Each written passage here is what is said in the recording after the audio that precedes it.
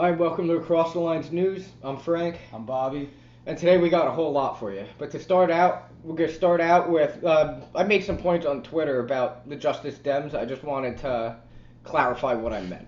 Now, the Justice Democrats, I think, is a great movement. I think their platform's awesome, and if you haven't checked it out, we'll put some links in the description. Definitely go read it. Whether you're Republican or Democrat, it will probably appeal to you. It's just common sense. Now, some of the criticisms I made were Twitter's hard. It's 140 characters. Were taken, I think, in bashing, and that was not my intention. I just had some concerns maybe they would even want to think about for where the movement could go. Constructive Yes. criticism.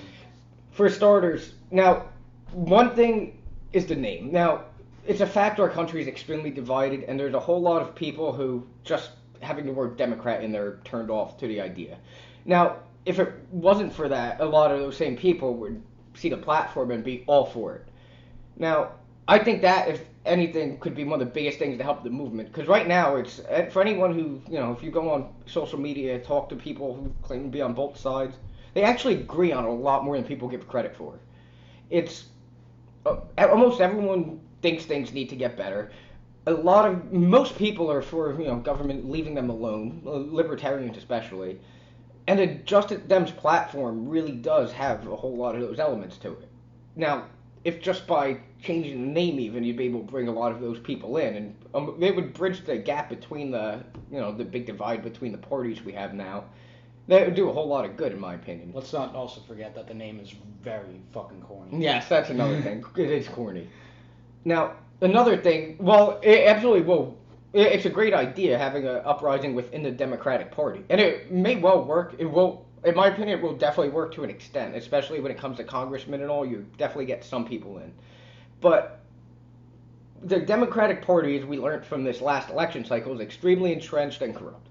Bernie Sanders literally got screwed out of the primaries because the establishment decided that they did not want him in. Now, with your movement, I'm not even going to say your movement, because honestly, I'm backing this movement, but I wouldn't be surprised if something similar happened, because the people in charge and entrenched in it right now are not going to give up power easily. So, that said, my suggestion was, I think right now would be right time for a third party, because there's people on both sides of the political spectrum that are tired of the partisanship. They want common sense ideas that are going to work for everyone, not this nonsense that's been going on, and are more than tired of the both systems. Even think of it. How many people do you know that are either Democrat or Republican that are only on that side because, at least they're not as bad as the other ones? No, a lot of those people would flock right over to a viable third party that had a great platform and was speaking common sense and calling out the bullshit on both sides, because there is more than enough that must be called out at this point. It's ridiculous. The system needs to be changed, though, for a third party to come to be relevant, because the way it's set up right now, that's really not. They need a 15% threshold to get on stage. Before the next big election, the presidential elections, where I'm looking at where it would come in play, which again, much more of a challenge, and Congress, it's not going to really matter. Yeah, but what I'm looking at, everyone was saying Trump wasn't going to win. I honestly, even in the primaries, I'm like, this guy's going to win. And I wasn't saying it in a way let's go Trump. But it was obvious if you looked at the energy in the room. People, remember, a lot of Bernie people flocked over to Trump because there's a huge anti-establishment sentiment right now. Now, Trump winning, in my opinion, yes, he was Republican, but he didn't back almost any real Republican things. He was almost a third party running just backed by a party. If we had, I would actually bet on it that if we had a real viable third party come up and get a decent presence for itself within the time between now and then, there's at least a real chance that they might actually win. The only reason that we don't have a third party now, it's not because the system makes it hard because the people entrenched. It's the same thing with the Democratic Party. I was saying why it's hard to have an uprising from within. It's people entrenched in power want to keep their power, and they're going to put a fight to keep it. But remember, third party, if the people want it, there's only so much they can do to stop it. And I think it's time. I think if there had ever been a time right now, there's a whole lot of people tired with how the system is, tired of both sides of it, think both sides are full of shit. It's time for a new option. I agree with what you're saying about the Democratic Party being entrenched and corrupt. We all know that's true. But I wonder if the Justice Democrat movement is actually doing it the right way from within as opposed to coming from the outside, which I think honestly would take a little bit longer for it to No, materialize. absolutely. No doubt about that. But I think again, it's not a bad idea at all, and I think it's a great thing to be honest, especially if it works. I hope it works, but and again, it doesn't mean it's a one or the other thing. I'm not saying that at all. I'm supporting any movement that will get Yes, us out of right now the- I am just clarifying why I had those reservations and why I have those reservations. What my thoughts are on the matter. But We got a whole lot more to talk about. yes. Now, our next topic for today. This Why one people- actually goes pretty well with our first one. But why people flock to Trump? Yes, that's great actually transition point there. Now, a lot of people, anyone who's on Twitter or any social media sees, there's a whole lot of people who are convinced that Trump won solely because of racism, and that is stupid. Now, yes, people put surveys up, and even most of the surveys they throw up, or they say like 25% of voters apparently had, cultural anxiety, which that is a term that literally just popped up in magazines not too long ago. It's not some set socially scientific, peer-reviewed concept that had a whole lot of merit. It's basically just a little twist on specific of tribalism, which it's like undeniably. It's kind of like people feeling like they don't really fit into America anymore, I guess. Yeah, Because things are changing and they're getting it's not nervous. it's more multicultural, I guess, so to speak. And that does bother some people, but I mean, it doesn't bother me, but not I me know it either. doesn't But bother you it does either. bother a large portion of the population. It's undeniable. But again, as I'm admitting, it absolutely was a factor, but it's not the only factor. And to sum the whole thing up and generalize everyone who voted for Trump and just say it was because they were racist is exactly one of the big reasons the Democrats lost in the first place. It's just not true. You're generalizing a whole group and literally ignoring all the other factors based on something that you just happen to jump on. But We have a whole lot of points right here that can explain why people flock to Trump that don't involve what Frank just talked about. oh yeah, And let's the go culture into that. anxiety is one of the first ones, but the other one, which is pretty obvious, Probably the but biggest. that Hillary just sucked. We had the two worst candidates approval rating wise in the history of our elections, and Trump, I guess, just got out of the race, and he won. It was, and people wanted the outsider too, but Hillary was. Everyone knows her track record. Epitome of what people didn't want, the insider politician, and her message was vote for me, Trump sucks. We'll keep things how they are, which is the last thing people wanted to hear. Could you even name anything that Hillary was passionate about, what she ran on? Because I know I can't. It was literally that she was running on the hope that people were scared of Trump, which that's not going to work, and that the basket of deplorables. It's not. It doesn't work that way. You need to bring the country together, not ostracize half of it if you want to be a leader. And Trump didn't. He's guilty of ostracizing or making divides. But he did. Anyone who saw the rallies compared to the Clinton rally, there was an energy there. I mean, I definitely didn't believe you. I still thought Hillary would come out and win, but it was. I think. Yeah. Honestly, I think I was just kind of I just didn't want to believe that Trump had a chance. That, and I feel like with you, at least from the conversation, that you kind of look at the polls and all no way. But the thing now, the little side point, a lot of people like going on with polls, and now anyone who studies social sciences will learn really fast polls are unreliable. Not because they're fake news, but because of how polls are conducted. At the very best, a poll's only going to be representative of the people who took the poll, obviously. And that's, do you notice, how many of you have gotten a knock on your door or something where someone went, we're doing a national poll? It doesn't happen.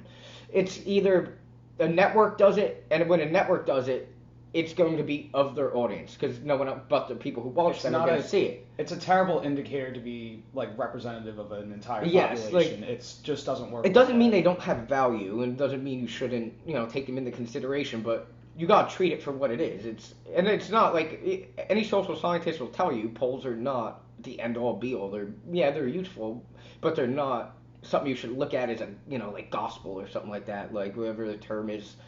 It's at the very least it is only representative of a very small portion. And also, if you want to see for yourself, look at similar polls that were done by different networks. For instance, a poll done by Fox News would have complete different results than a poll done by MSNBC on the same topic.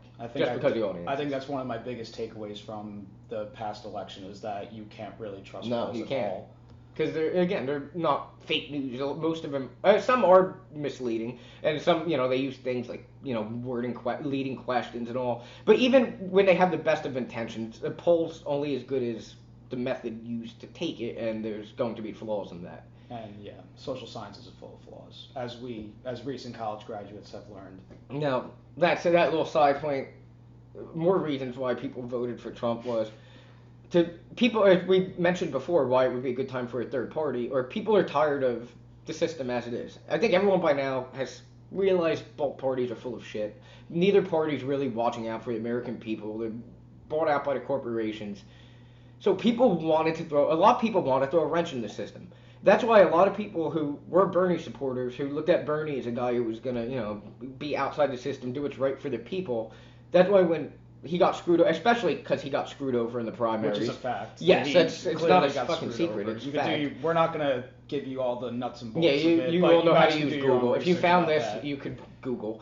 But they went right over to Trump for the same reason they were Bernie. He was the next best option in terms of throwing a wrench in the system, especially compared to Hillary, who was the human embodiment of the system. There is probably no one that is more the system than her. And now, oddly enough, Bernie is the face of the Democratic Party. They may not want it. No, I think actually that's a good topic. He is, but I think they're trying to make the Democratic Party does not agree with Bernie. I think they're trying to put him up as a front man because then people vote Democrat. They think if they make him like the poster boy that he's gonna like back off, but that's no. I don't think they think he's gonna back off. I think they're using him as the poster boy for to get people to come over to their side. But then the majority of the people in the party are not like that. They're using their best example of what someone should be doing in that party to try to get people to think, oh, that's what the party is. But I think everyone's past that by now. I don't think Bernie sold out. A lot of people are saying, oh, Bernie sold out. I don't think he's done that at all. No, I don't think that's the case at all. But I don't think the Democratic Party is going to embrace Bernie's ideals or represent them at all. But outside of Bernie Sanders, there are no genuine politicians that are prominent in the Republican or Democratic Party. You have the Democrats who are Chuck Schumer and Nancy Pelosi. We all know they're full of shit. They have no idea what they're talking about. They don't answer questions when they're asked legitimate questions at town halls and all that stuff. And then the Republican side, we all know Paul Ryan puts party over the people and changes his opinion whenever it is convenient. And then Mitch McConnell, which we'll get to later, we will made get to it Mitch very McConnell. clear that he is party over people. Yes. No. What else do we have here? Tribalism. Well, actually, this would have went well with cultural anxiety, but tribalism in every election, it's a human fact. Like, all people have tribalistic tendencies. It's in our nature. That's why, again, the cultural anxiety and all fits in with that, but there's more to it than just, being nervous about watching your culture recede, as a lot of people see. Because people will just vote People will just vote if you identify as Republican. Yes. People will just automatically vote Republican. It doesn't matter who the candidate is. Exactly. Because tribalism doesn't just mean race or any of that. It also includes, anything you identify with, really, as that you consider, like, yourself. Like, when people decide that they're on this team, like Team Republican or a Team Democrat, and they're going to vote that way no matter what. There's some people who would have voted for Hillary if she switched over to Republican and vice versa. There's just some people who all they care about is their party winning. They don't care about the candidate. And it's a sad fact, but that is also, and that's not all Trump voters at all. These are all little factors there's a whole lot of people who voted, and you cannot ascribe one motive to all of them. There's a whole lot of things that added up to make the election turn out as it did. And then you have the people that voted for Trump just because they loved his personality. Yes, because let's face it, he was funny. He's definitely funny. He got all the news coverage. Let's be honest. Like, watching election coverage is usually boring. Trump, even if you were watching because you liked what he said or because you're like, oh my God, there's no way he just fucking said that. It is he was entertaining. One way or There's the other. something He really every was. day. Even him coming down. What was the first? Oh, his first public appearance, pretty much. Not the escalator one. It was The escalator one. But when he Mexicans came, are rapists but and yeah, murderers. Mexicans are rapists. They're murderers. Off to quite the start. Oh, got me excited. Like, not because I thought that was at all a good idea. I just could not believe anyone would go out, and especially because politics. And I've studied political science. I went to college for political science. If there was a book on things to do to not win a presidency, I think Donald Trump went through and like hit every point on there. Started off his candidacy when we live at a very politically correct time, which that's actually going to be our next point, but he descended his escalator and flat out, the Mexicans are sending their worst. They're not sending you. They're sending rapists, murderers, and some of them are good people. I was sitting there like jaw dropped, like there's no way this man just said that. And at that point, I was like, dude, all right, how the hell is this going to go? And then once he was back, I'm like, all right, this guy's probably going to win. There's something every day. He was entertaining. They made the news more interesting. I think we're going to build a wall. Like, come on. I actually think a lot of people are more engaged in the media. They are now. That's because of Trump. Yeah, it's that's actually like kind of, which is that's a plus. But I mean, it's what it is.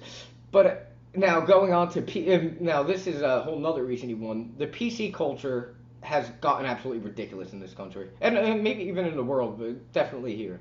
People get offended over everything, and instead of having discussion with people and actually talking about views, people just jump down their throat right away, call them racist, just ignore them, treat them like idiots.